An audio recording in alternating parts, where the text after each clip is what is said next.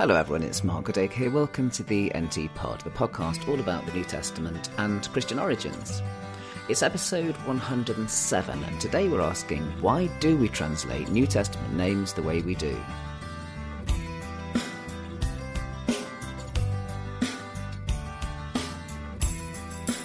We've been thinking recently on the podcast about issues around translation, synoptic translation problems, translation inertia, and I'd like to home in on today's episode on a really specific translation issue, and that's the way that we translate people's names in the New Testament. There are some really interesting issues around the disciples' names, for example. Perhaps the most famous one is that Peter is also called Simon in the Gospels, and the suggestion is that Jesus kind of gave him the name Peter, and Peter really is Petros in Greek, and Petros means rock, yet the same character appears to be called Kephas or Kepha in Paul's epistles, and on several occasions. In fact, in 1 Corinthians, 1, 2, 3, 4 times, in Galatians 3 times, but then on one occasion in Galatians, Paul doesn't call him Kephas, he calls him Peter. Yet he's always Peter in the Gospels, including Mark, who does like to add Aramaic flourishes in his Greek. You might even want to be really radical and say perhaps these are two different people. I don't think they are. I think this is the same person, but it is fascinating that he's known by his Aramaic name in Paul and his Greek name in the Gospels. John's Gospel does link the two. He has, in John 1:42, you are Simon, son of John, you are to be called Kephas, which is translated Peter. And that bit is actually there. The narrator tells you Kephas is translated Peter. John does like to do that in his Gospel. Similarly, in the previous verse, John 1:41, we get, we have found the Messiah, which is translated Christ. So John does like to do that. It gives you a real sense of kind of authenticity. I think what John is trying to do is evoke the texture, the atmosphere of pre-70 Jerusalem and pre-70 Judea and Galilee.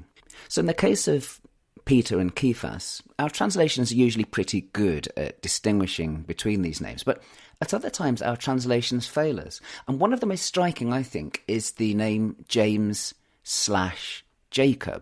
Now, both James and Jacob translate exactly the same Greek word, Jakobos. So how is the reader of the English text expected to know which one is which? The way that it generally goes is that if a New Testament author is referring to Jacob from the Old Testament, they translate it Jacob. And if it's a reference to any of the new Jacoboi in the New Testament, they generally get translated James. And this is pretty much in every case. There are at least 3 Jameses in the New Testament. There's James, the brother of Jesus. There's James, the son of Zebedee. And there's James, son of Alphaeus. There's also Mary of James and Mary of James and Joseph, which could be a 4th James, but it could be the same as one of the others, perhaps James, the brother of Jesus.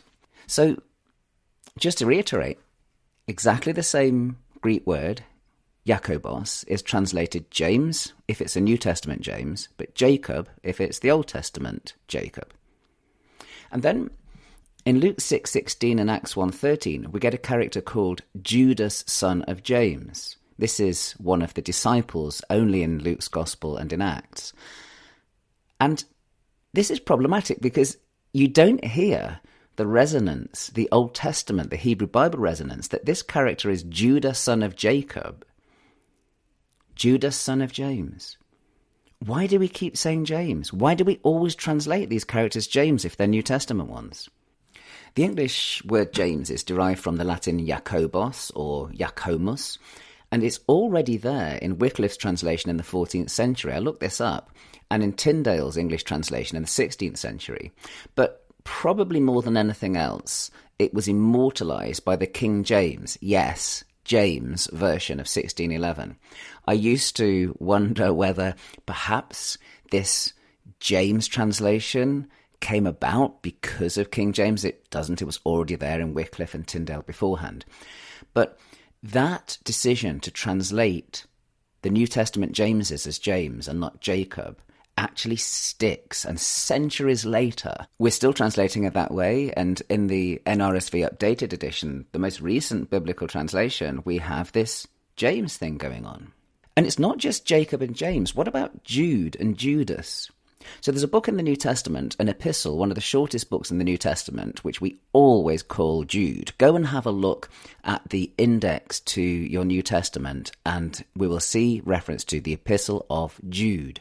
The New International Version, for example, Jude verse 1, Jude, a servant of Jesus Christ and a brother of James.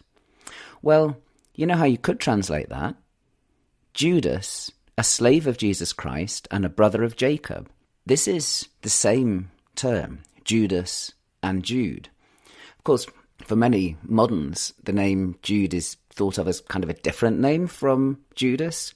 When I hear Jude, I, more than anything, think of Hey Jude by the Beatles. And that, of course, was going to be Hey Jules, but which was the name, Julian Lennon, of John Lennon's son. But Paul McCartney persuaded John Lennon to change it to Jude, which sounds better than Hey Jules.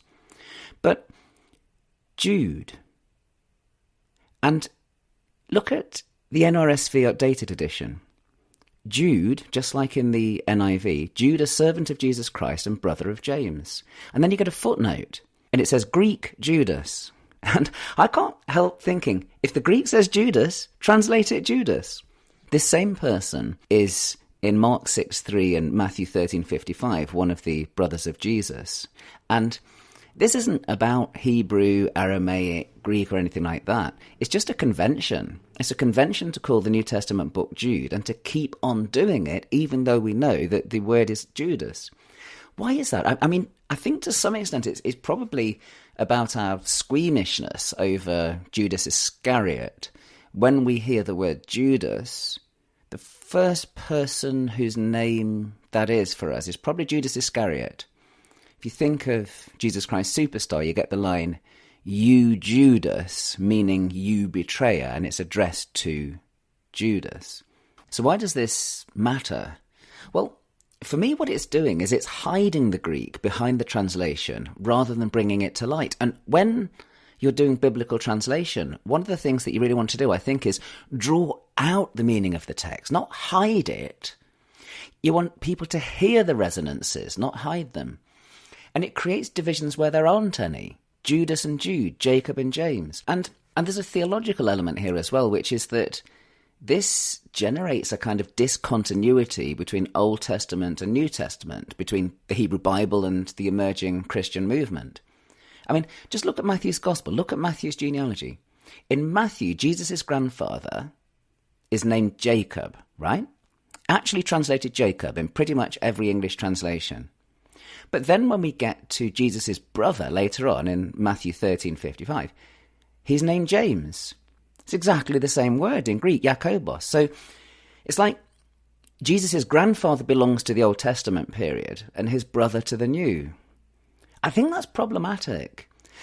It almost makes you want to ask if there's a kind of supersessionism going on in New Testament translation, where the New Testament is distinguished, it's moving away from Hebrew Bible. You hear it less as a set of Jewish works, and you annul the continuities so that it becomes instead the document of an emerging Christian movement. And it gets worse.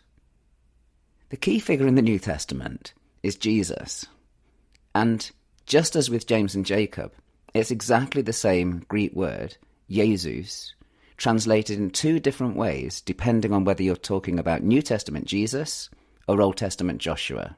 And we're going to talk about that next time on the NT Pod. Well, thanks so much for listening to the latest episode of the NT Pod. It's always a pleasure to have your company. You can find me on the web at podacre.blogspot.com. My YouTube channel is Podacre, and you can look for me on social media, usually Goodacre or NT Pod. Thanks again for listening. It's great to have your company. Bye-bye.